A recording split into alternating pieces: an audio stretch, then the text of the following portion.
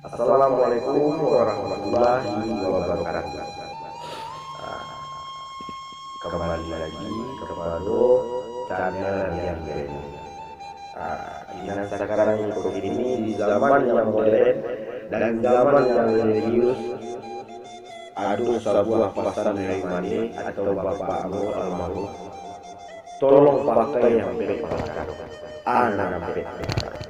Pertama gaji mawar, kedua gaji buah pano, ketiga gaji kacang goreng, kafe gaji tangke.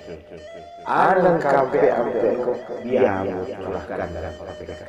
Jangan ada di sana. Pihak digaji mawar, batangnya wajib, buahnya wajib dulu. Jatuh ke lambang ke lubang sapu. Tipu api dengan mesin, bungo menjadi pusat. Itu menjadi sana pakai. Rancak di buah keturunan, itu wanalah. Dan sekarang ini, pihak digaji buah palu. Awak tinggi menjadi kawan, angguk agak pilih tanganmu. Manu kawan saya yang mengudiam dalam pacaran. Itu menjadi sana pakai. Jadi kebajikan dalam pergaulan. Pihak digaji kacang goreng. Kalau itu buat nak gaji atau nan sadang puber. Banamu gaji kacang goreng. Bakadai tangan abi bikin yang murah lalu. Abi dikicau orang singgah. Itu menjadi sana pakai. Kok nyampang itu sana anak bukan. Di akhirat api mangga, di dunia disebut orang.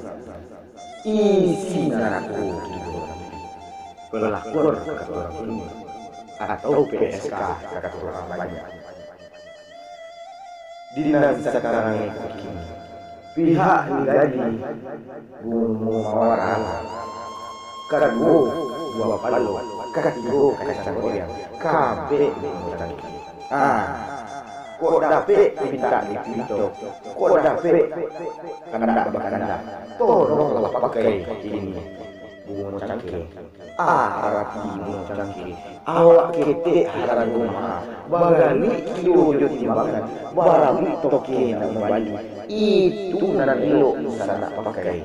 Jadi pakaian yang alah kata orang itu tidak bisa. Ibarat kata orang tua, anu kete anu di mana palapa tolong melakukan.